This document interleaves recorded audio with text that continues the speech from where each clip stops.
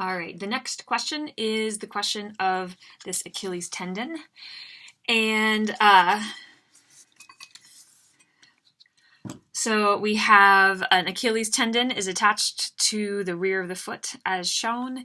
And when the person elevates their foot just barely off the floor on the ball of one foot, we want to estimate the tension in the Achilles. We'll also find the force on the bone, and that is sort of the force diagram for this foot. So this is a question that I have previously assigned as homework, but I think that it's not a super straightforward force diagram from the way that this figure is drawn. So in drawing the force diagram, what it says is you're elevated just barely off the floor. And that is actually not really what's drawn here.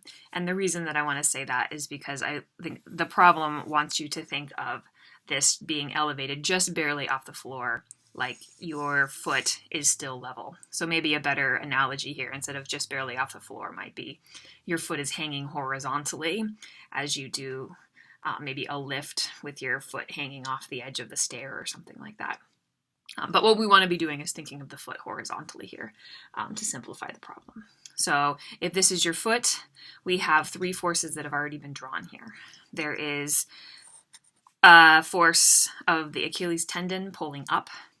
There is the weight of your leg bone pushing down. So we'll just call that the force of the bone. And this is obviously a pretty complicated group of bones here. So we're simplifying it quite a bit by just saying that it's one force that pushes down. And then right here on the ball of the foot, which I'll just call the end over here, right? I don't really care that it keeps going, that you have toes out there for this force diagram, because we're just interested in the ground pushing up on your foot, which is a normal force.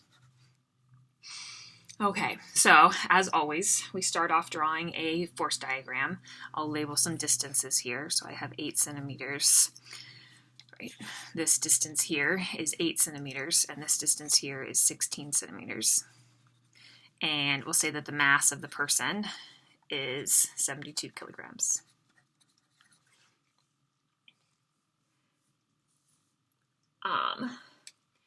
And what we are looking for is the tension force, this one here, and the bone force.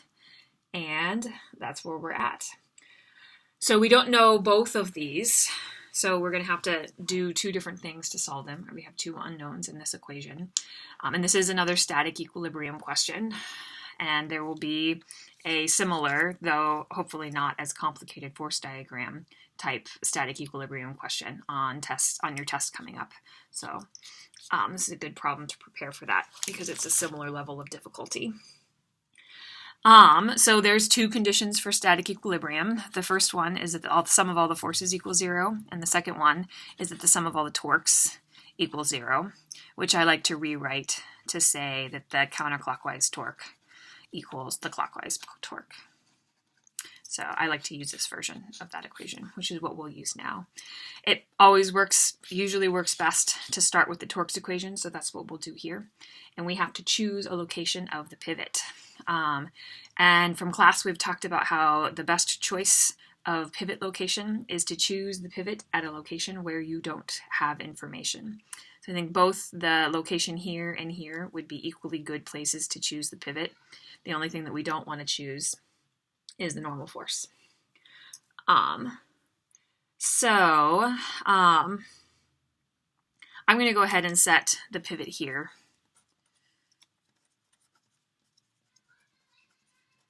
Because that is the location where I have it set in the solutions that are posted. And I want to be consistent with how the solutions are posted. So I have, if this is my leg, now the torque due to the bone right here, if this is my pivot, will be 0.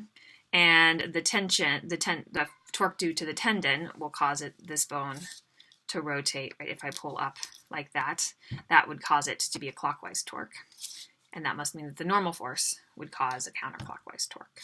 So I will say that the clockwise torque is torque of the Achilles tendon, and that's going to equal the torque of the normal force. And I'm trying to be consistent with putting counterclockwise here and clockwise here because that's how I wrote this equation. But obviously it wouldn't matter, right, if this is on the left-hand side or that is on the right-hand side. So now I'm going to plug in the formula for torque. Torques are R's times F's times sine of theta. Right, this equation up here, RF sine of theta. And since all of these angles here are right angles, we don't need to worry too much about this sine of theta because sine of 90 is 1.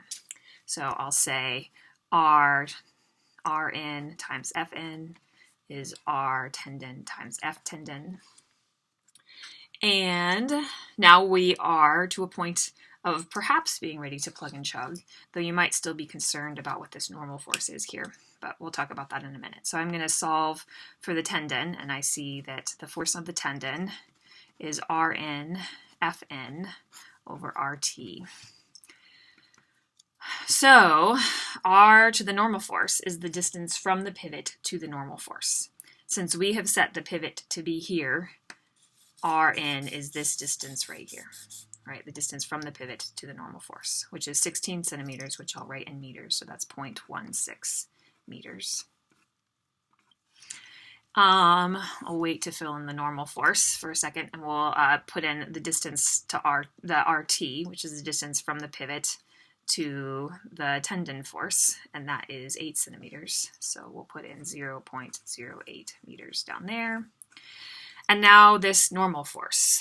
So there's no mention of this person accelerating. So let's just think about this for a second.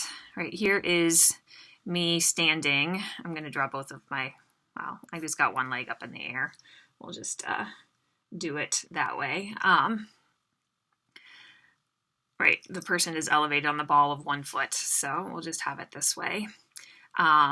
If we were to think about the force diagram of this person as being a dot, I think you would all be very happy to tell me that the forces acting on this person are a normal force that points up and a weight force that points down.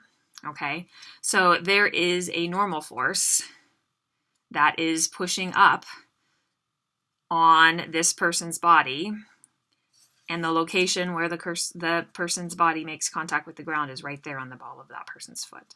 So this normal force here has to be equal and opposite to the weight force. And it is, which must mean that this is m times g. So the normal force is mass times gravity, which is 72 kilograms times 9.8. Oops.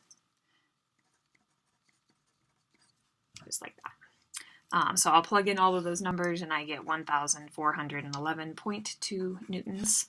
And this problem is written to 2 sig figs, so I will round that to 2 sig figs, which means that I need to write that as 1,400 newtons.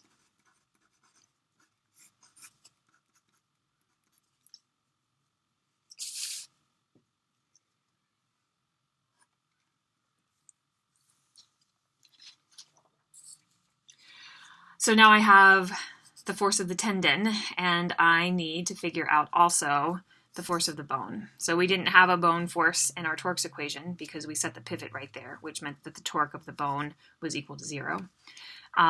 So we have 2 choices. The first one is that we could do a different torques equation, and instead of putting the pivot here, we could put the pivot out there.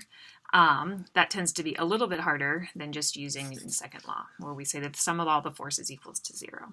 So let's do that, where we say that we have 2 forces that point up, so those are both positive, so we'll say the sum of the forces equals 0 gives that Ft plus Fn minus Fb equals 0. I've already got Ft, I'll use the unrounded number, so that's 1411.2 plus Fn, that's this right here. So that is 72 times 9.8 is going to equal our bone force. And I get that the force of the bone is 2116.8 newtons, which when I round to 2 sig figs gives me 2100 newtons. And just to take a pause here for a minute and appreciate how strong your Achilles tendon is, and also why it is such a pain when you injure your Achilles to get it rehabbed.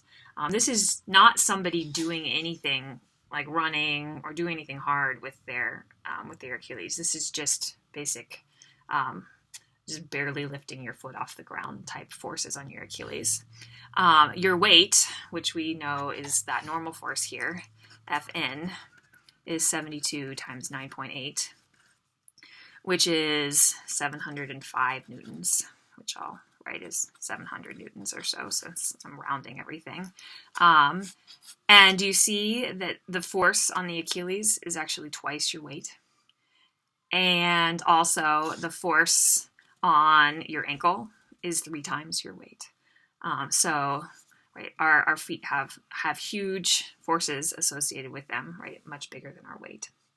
And these forces actually get much bigger as we do hard things, running and doing things that involve motion with our feet as well.